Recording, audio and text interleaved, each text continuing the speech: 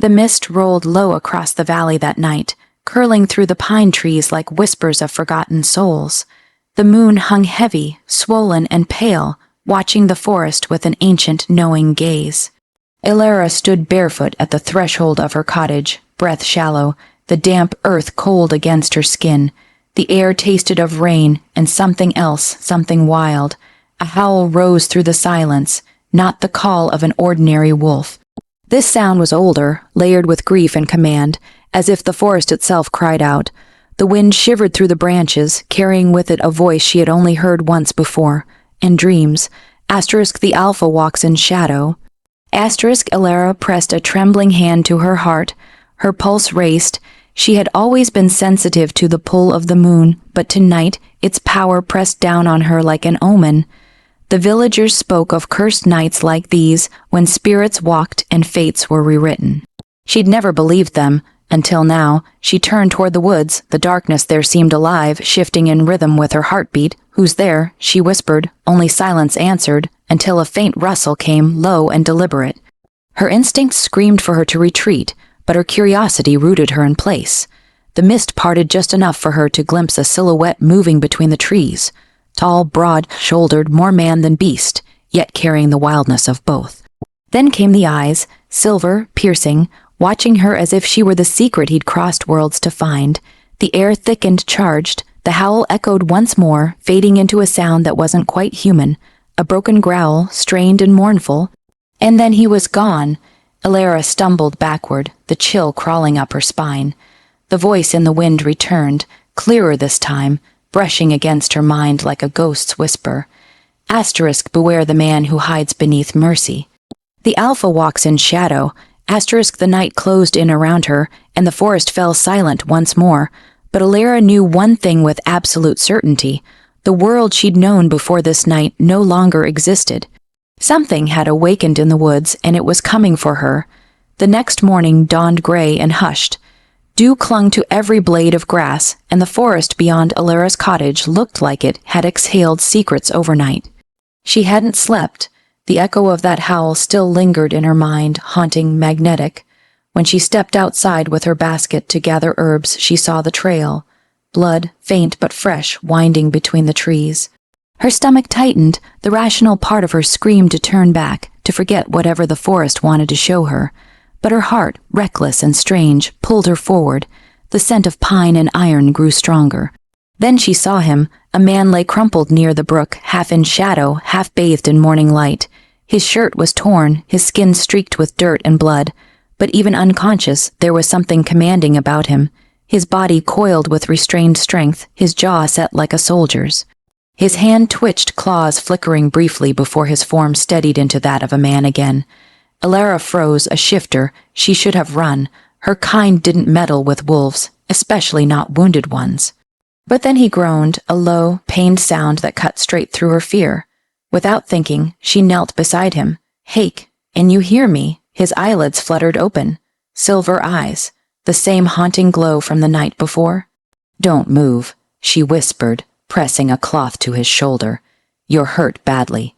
He caught her wrist with surprising speed, gripped tight despite his weakness. "Where am I?" His voice was rough, disoriented.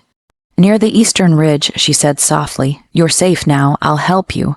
He looked at her like he didn't believe in safety. "Who are you, Elara?" He hesitated, eyes flicking toward the tree line as if expecting something, or someone. Then he said, "Lucian, I think." His tone wavered. "I can't remember more." Lucian.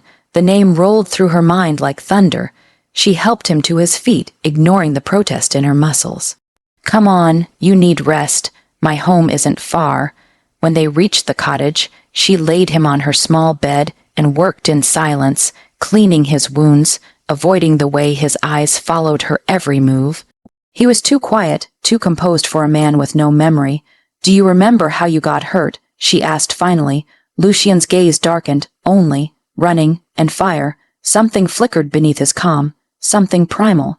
Elara pretended not to notice, but she felt it, the power humming under his skin. When he slept, she sat by the window, staring into the mist beyond. The forest had brought her a stranger. But deep down, She feared it had brought her something else, something tied to the voice that whispered warnings in the dark. And outside, unseen in the shadows, a pair of unseen eyes watched her cottage, gleaming with recognition. Night fell softly over the valley, and the forest seemed to breathe again, low, heavy, alive. Inside the cottage, the firelight danced across Lucian's sleeping face, throwing sharp shadows over the curve of his jaw. He looked almost peaceful, but Alara had seen the tremors in his hands, the way his body tensed even in dreams. She should have been afraid. Instead, she found herself leaning closer, studying the faint scars that crossed his skin like stories carved in silence. "Who are you, really?" she whispered. Lucian stirred. "I could ask you the same." His eyes opened, silver gleaming in the dim light. He sat up slowly, wincing, and Alara forced herself to hold his gaze. "You shouldn't move," she said, trying to sound firm. "I've had worse." He murmured, voice low and rough, then softer, almost teasing. "You've been taking care of me." "Why?" Alara hesitated. "Because you were bleeding in my forest." "Your forest," he echoed, a faint smirk curving his lips. "That's quite a claim for a human." Her heart stuttered, and what does that mean? He looked away, nothing. But something in his tone, sharp, regretful, told her it meant everything. For a moment, silence filled the room, thick as fog. The fire crackled. Outside, a wolf howled again, distant but close enough to make the windows hum. Lucian's jaw tightened. "You heard it too," she said quietly. "I always hear them." He replied. Alara frowned. "Are they your pack?" Lucian's expression hardened, and she knew she'd touched something dangerous. "I don't have a pack." He stood abruptly, but his legs buckled. She caught him before he fell, and for a heartbeat they were close, too close. His breath brushed her cheek, warm and ragged. Her pulse raced. "Lucian, please," she said softly. "You're safe here." He looked at her like he wanted to believe that, but then his eyes softened, haunted, unguarded. "I don't know if I can be." That night, long after he'd fallen asleep again, Alara sat outside beneath the pale light of the moon. The wind carried whispers she couldn't quite understand, fragments of a curse, names lost to time. And from inside the cottage, she could feel his energy pulsing faintly, wild and restrained, as if the forest itself bent around him. Something about Lucian was beginning to unravel the air around her. And part of her wondered if she was meant to find him, or meant to fear him. The morning after the storm arrived like a bruise across the sky, muted and heavy, dripping with the scent of rain. Alara woke to the sound of footsteps outside her cottage, firm but unhurried. She blinked sleep from her eyes and stepped to the door. Lucian was on the roof. He balanced with effortless grace, hammer in hand, shirt sleeves rolled up, sun brushing over the edges of his scarred shoulders. "Your roof leaks," he said simply without looking down. Alara crossed her arms, "and you thought climbing onto it half. Healed was a good idea." He flashed her the smallest grin. "You saved my life. Fixing a few shingles feels fair." The easy tone disarmed her more than she cared to admit. She tried to hide her smile, but Lucian noticed. He always did. For days he worked beside her, helping mend fences, splitting wood, carrying water from the stream. To the villagers, he was quiet, polite, even gentle. Children liked him. Old women sent him bread. To them, he was the mysterious traveler who'd found a home among them. But to Alara, he was an unanswered question. Every movement was too precise, every instinct too sharp. Once, she caught him glancing toward the tree line as though listening to an unseen voice. When she asked what he heard, he said, "Nothing you should." That night, they sat by the fire, silence stretching comfortably between them. Rain pattered softly on the roof, his repaired roof. "Thank you," she murmured. He shrugged. "You've done more."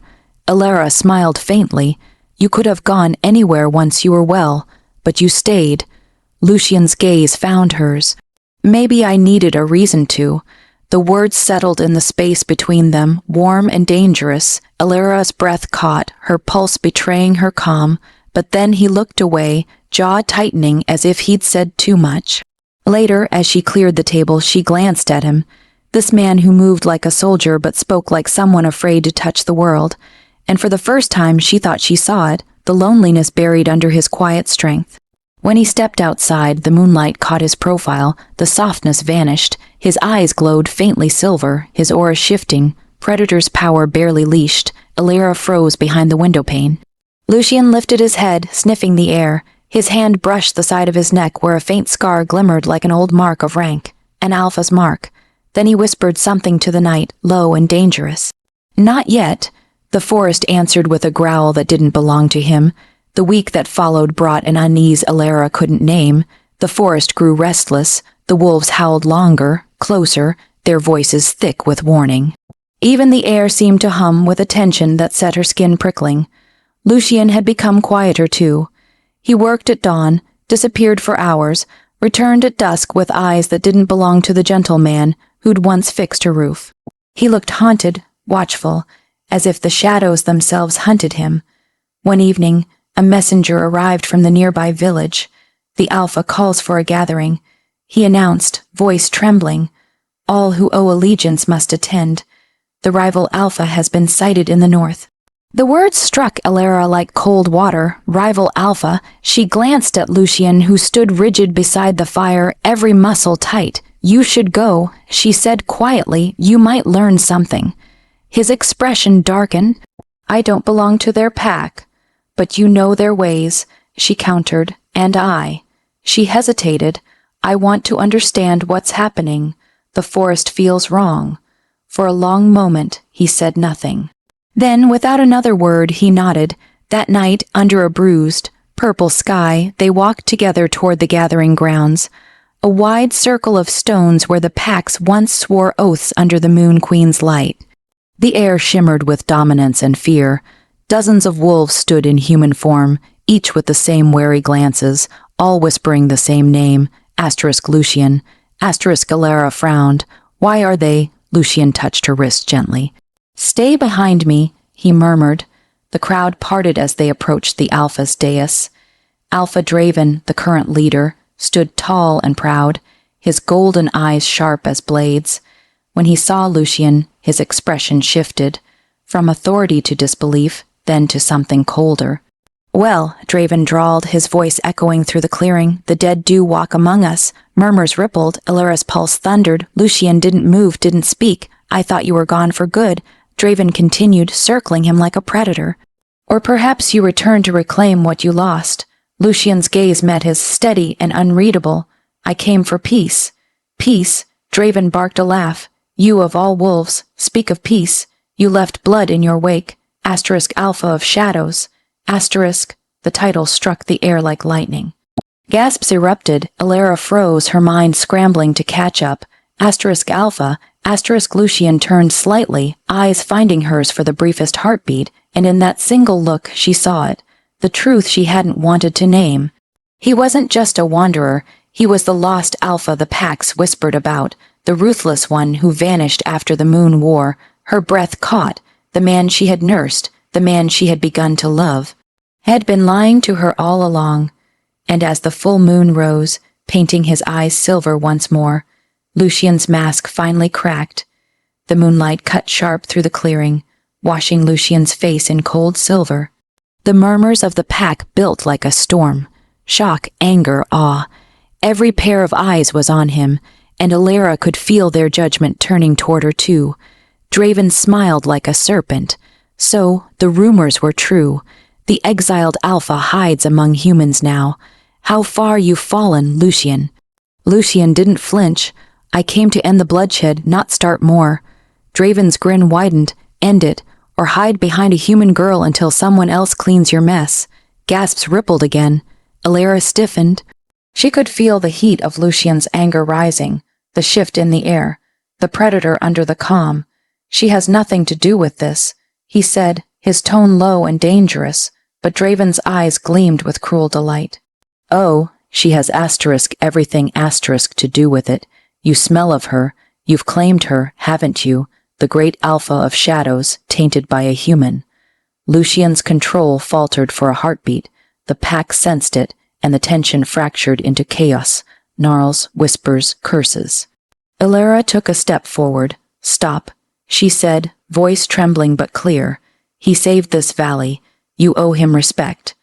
Draven turned to her, sneering. "And who are you, little human, to speak for an alpha?" Before Lucian could answer, Draven's challenge boomed through the clearing. "If you still claim the title of alpha, then reject her before your pack, or admit your weakness to us all." The silence that followed was suffocating. Lucian's eyes met Elara's, pleading, apologetic, and breaking all at once. "Lucian," she whispered, "don't." He took a breath that sounded like a wound. "Elara," he said softly, "forgive me." Then louder, each word a blade. "I, Lucian, Alpha of the Moonshade Pack, reject you, Elara of Hollow Vale, as my mate." The words shattered through her like glass. For a moment, everything was soundless, just her heartbeat, wild and uneven. Then the world came roaring back, the gasps, the whispers, the smell of pine and iron. Her vision blurred. Lucian's face was unreadable, his jaw clenched, his silver eyes dimming under the weight of his own lie. Because she saw it, beneath the cruelty, his hand trembled. He was doing this to protect her, but the knowledge didn't dull the pain. Elara took a step back, her throat raw. "If that's what you want." He turned away first. That hurt most of all. The pack's howls rose like thunder as she fled into the trees, tears burning down her cheeks. Behind her, Lucian stood alone in the moonlight, every ounce of mercy stripped away, every piece of himself buried under the title he could no longer escape. When he finally looked up at the sky, his whisper broke into the night. "I had no choice." But the moon gave no answer. Branches whipped against Elara's arms as she tore through the forest, the cold air biting at her skin. Her tears had dried into salt, but her heart was still breaking with every step. The sound of the pack's howls echoed behind her, some triumphant, some mournful, all of it a reminder that she didn't belong there anymore. She stumbled into a clearing, collapsing beside the stream where Lucian had once taught her to fish by moonlight. The memory felt cruel now, a ghost of gentleness from a man who had just shattered her. Rejected, the word fell from her lips like poison. He rejected me. A sudden gust of wind carried a scent she didn't recognize, wild rosemary and iron. Someone was watching. "Who's there?" she called, standing unsteadily. From the shadows emerged a woman cloaked in black fur, eyes like golden fire. "You're the human who captured the Alpha's heart." The stranger said, voice smooth as silk but laced with danger. Elara's pulse quickened. "Who are you?" "I go by many names," the woman replied, stepping closer. "But to your kind I am known as the Oracle of the Moon." Elara swallowed hard. "The Oracle, you're supposed to be a myth." The woman smiled faintly. "And yet here I am. I've come because destiny is shifting. The Alpha's rejection was not an end, it was a seal, one that binds your fates even tighter." Elara's chest tightened. "What do you mean?" he said. "I know what he said." The Oracle interrupted gently. "But words spoken under duress are powerless against true bonds. His heart may deny you, but his soul already chose you." A chill rippled through Elara. "Then why does it hurt so much?" "Because pain is the price of awakening," the Oracle murmured. "The moon tests those she favors most." She reached into her cloak, pulling out a small crystal pendant that glowed faintly with silver light. "Take this. When the blood moon rises, it will show you the truth he hides." Elara hesitated. "And if I don't want to know?" The Oracle's golden eyes softened. "You cannot outrun fate, child. You can only choose whether to face it." The forest fell silent again as the Oracle vanished into mist, leaving Elara alone beneath the cold moonlight. She looked down at the pendant trembling in her hand. For the first time since the rejection, her fear began to shift into something else resolve. She wiped her tears, standing tall. "Fine," she whispered to the night. "If Lucian wants to bury the truth, I'll dig it out myself." Above her, the moon shimmered brighter, as if in answer. The morning came cruel and gray. Mist rolled through Hollow Vale like a shroud, and Elara awoke beside the stream with the pendant still clutched in her hand. Its light had dimmed, but a pulse of warmth remained, as though it was breathing with her. She rose slowly, muscles aching, heart heavy. The Oracle's words echoed through her mind. Asterisk, the Alpha's rejection was not an end, it was a seal. Asterisk, then what truth are you hiding, Lucian? She whispered. She followed the river downstream toward the village. Every step drew her closer to the world she had tried to leave behind, the human world where whispers about the strange girl in the woods had never quite died out. As she entered the outskirts, the townsfolk stared. Some crossed themselves, others turned away. They had seen her with him, the man who had arrived from the forest and vanished just as suddenly. But one figure didn't turn away, an older woman tending herbs by her cottage. Ilara, the voice was familiar. Miss Arden, the village healer, and once a friend to her late mother. Miss Arden. Ilara breathed, relieved and weary. The woman's eyes fell on the crystal in Ilara's hand, and her expression darkened. "Where did you get that?" "A woman gave it to me. She said she was the oracle of the moon." Miss Arden's breath hitched. The oracle still walks these woods. Then the old bloodline truly stirs again. Ilara frowned. "Old bloodline," the healer hesitated, then led her inside. "You were never meant to know. Your mother was not fully human, Ilara. She was moon-touched. A rare lineage descended from those who once mated with the first shifters." Ilara's pulse roared in her ears. "That's impossible. I've never felt the pull of the moon, the ache when he looked at you. That is your inheritance," Miss Arden said softly, "and it's why the Alpha's bond with you could never be severed by mere words." Ilara stared at the pendant as it flickered to life again, silver veins glowing like lightning. Outside, thunder rolled in the distance. Miss Arden's gaze turned distant.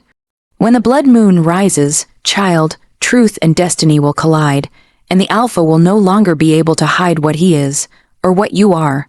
The pendant pulsed once, hard enough to make Ilara flinch. "Then I'll be ready," she said, her voice steady for the first time. No more running. As she left the cottage, the wind carried the faint echo of a wolf's howl, low, broken, and unmistakably Lucian's. The air in Hollow Vale grew tense in the days that followed, as if the forest itself was holding its breath. Ilara stood on the cottage porch, watching dark smoke rise from the northern hills. The packlands were burning. Every instinct screamed at her to go, but she didn't know where Lucian was, or what side of the fire he stood on. Then a howl split the wind, not mournful, not wild, commanding. The Alpha had returned. In the pack's stronghold, chaos reigned. Warriors moved through the halls like ghosts, preparing for war against the rival clans that had sensed weakness in Lucian's absence. And at the center of it all stood Lucia, armor half, fastened, blood on his knuckles, eyes like molten silver. "Hold the borders," he ordered, voice a low growl. "No one crosses the ridge without my word." A young beta hesitated, but Alpha, the others they say you're Luna. Lucian's gaze turned sharp. "Say her name again, and you'll find out what the word Alpha truly means." The beta lowered his head, trembling. Lucian turned away before his rage could break free. He wasn't angry at them. He was angry at himself, for losing her, for hurting her, for letting his curse dictate what his heart couldn't. He walked to his private chamber and closed the door. There, alone, he pressed his hands to the mirror. For a moment the reflection shifted, showing not a man, but the wolf beneath the skin, ancient and merciless. The curse had not loosened its grip. It fed on his power, on his guilt. "I had to do it."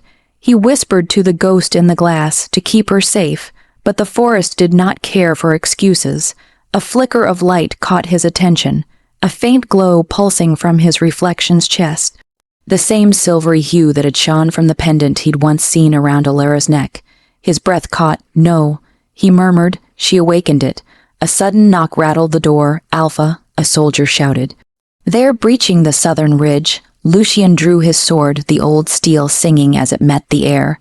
His wolf eyes burned bright. "Then it's time they remember who I am." By dusk, the battlefield roared. Claws met steel, and the air cracked with power. From the tree line, Ilara watched, her pendant glowing in rhythm with his every strike. He moved like a storm unleashed, fury and grace bound in flesh. But every victory carried sorrow in its shadow. "Lucian," she whispered, her voice lost to the wind. "What have you become?" When the blood moon rose over the horizon, its light bathed him in crimson. The ruthless Alpha had returned, but so had the bond he'd tried to bury, and somewhere beneath that fury, his heart still called her name. The night was thick with the scent of ash and iron. The forest had fallen silent after the battle, yet the silence carried the weight of everything unspoken between them.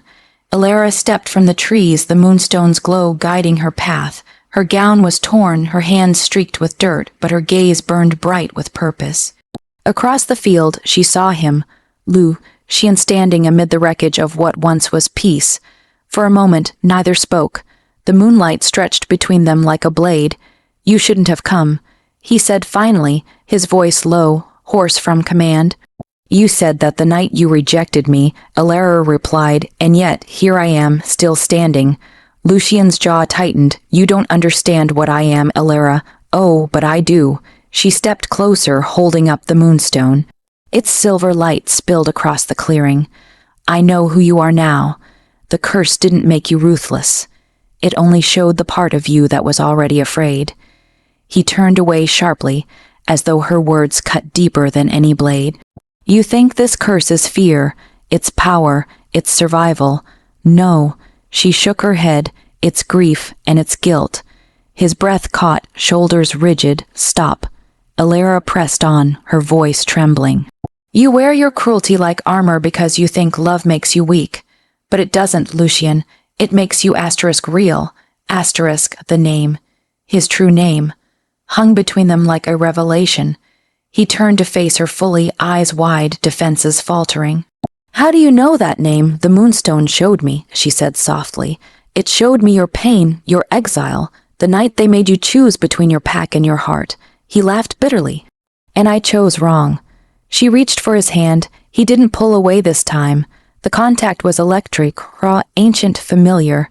"You can still choose again," she whispered. Something shifted behind his eyes. Power, longing, surrender. The moonstone flared, reflecting his heartbeat. The light washed over his scars, revealing faint runes etched into his skin.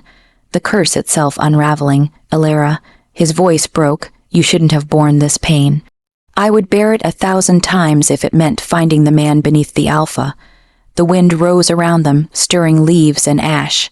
The bond between them pulsed alive once more, stronger, cleaner, no longer chained by secrecy.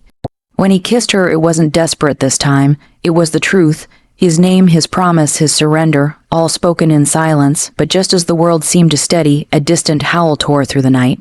Not Lucian's, not his pack's, something darker, older, hunting. Elara's eyes widened. "They're coming." Lucian's grip tightened, his gaze sharp again, but this time not with fear. Then they'll find an alpha ready to fight. The blood moon hung heavy over Hollow Vale, its light turning the sky the color of wine and war. The wind carried the scent of blood and prophecy. Tonight would decide everything. Lucian stood at the edge of the field, the silver sigil of his pack gleaming faintly on his armor. Across the ridge, shadows move, rival alphas, their wolves restless beneath the skin. The old council had united against him, against them. Behind him, Elara emerged from the fog, the moonstone pendant glowing like a living heart. Her presence steadied him, grounding the beast within.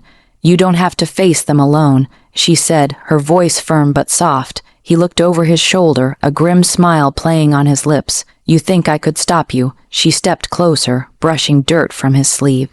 "You wouldn't dare." For a fleeting moment, he let himself breathe her in wildflowers, rain, and the faint hum of magic. Then the first war horn sounded, the world erupted. Wolves surged from the forest, their howls colliding with the clash of steel.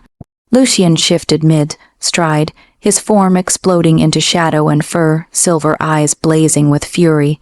He met the first alpha head on, claws tearing through the air, strength born of rage and love combined. Elara stood on the hill, clutching the moonstone. She could feel Lucian's heartbeat through it. Fast, furious, fading. The bond pulled at her like a tide. Power rippled through her chest, ancient and unbridled. The forest whispered her name. Luna. A blast of red energy surged from the enemy ranks, striking Lucian squarely across the back. He fell to his knees, his howl shattering the night. "Lucian," Elara screamed, running toward him. The ground trembled as she fell beside him.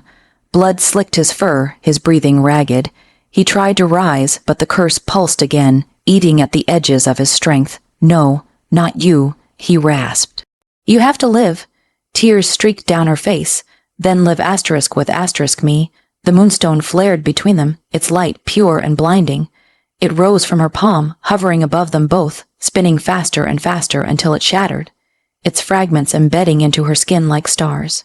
Power surged through her veins, her eyes turned silver. The forest answered her call. The enemy stopped, frozen mid. Strike, Elara rose to her feet, radiant and terrible, her voice echoing across the valley. You will not touch him, not my alpha. The wind howled as though the moon itself bowed to her. Light burst from her fingertips, searing the sky. Rival wolves fell to their knees, their curses burned away by the power of a true Luna reborn. When the light faded, silence fell, deep, reverent, absolute. The blood moon dimmed, its color fading into silver dawn.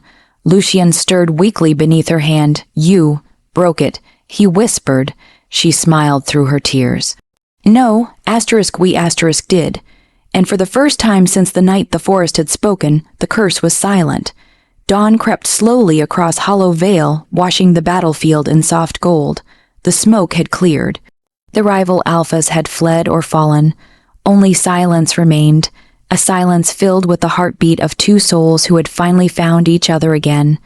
Elara knelt beside Lucian, brushing back his hair, streaked with dirt and blood, but still achingly familiar. He opened his eyes, the silver glow fading into something human, something vulnerable. You came back, he murmured, voice cracked and soft. I never left, she whispered, her fingers trembling against his cheek. You just stopped looking. He smiled faintly, his wolfish pride dissolving into exhaustion. Around them, the field shimmered faintly, the land healing itself as the curse lifted. The air felt lighter, freer. The forest, once heavy with pain, exhaled with them. Lucian pushed himself up, wincing as his muscles protested. I thought I had to protect you by hiding what I was, he said quietly, but it wasn't protection. It was fear. You deserve to love a whole man, not the fragments I let you see. Elara reached for his hand and guided it to her heart. You were never fragments, Lucian. You were just lost, and I was meant to find you. A faint glow still lingered beneath her skin where the moonstone had fused with her. Its power hummed in harmony with his heartbeat. Together they had rewritten the curse, reclaimed it as bond rather than burden. A faint rustle came from the edge of the woods. The pack had gathered silently, their heads bowed. Not in fear, in respect, Lucian rose slowly, still gripping Elara's hand. The sight of their alpha standing beside his mate, his true mate, was enough to still even the most restless spirit. He turned to face them, voice steady but full of emotion. Your alpha is not a god, he said, nor a weapon to wield. I have been both, and both brought only ruin. Today I stand not as your ruler, but as your protector, and I do so beside the woman I once tried to hide. Elara felt her throat tighten. The pack began to howl, not in mourning but in renewal. The sound rippled across the valley, rising with the morning light. Wolves shifted back into their human forms, falling to their knees, their faces illuminated by relief. She turned to Lucian, tears glistening in her eyes. Do you hear them? He nodded, his gaze soft. They're singing for you. She laughed quietly. No, for us. The sun climbed higher, gilding them both in warmth. Lucian took her hand and pressed a kiss against her wrist. A mark of reverence, not dominance. Elara, he said, you are my Luna, my heart, my home. She leaned in, resting her forehead against his. And you, she breathed, are the simple man I loved, and the alpha I choose. The forest stirred, ancient magic sighing through the leaves as if sealing their vow. And when the first rays of the new day broke fully through the trees, it was not over war or sorrow that they shone, but over two souls who had finally stopped running from the truth.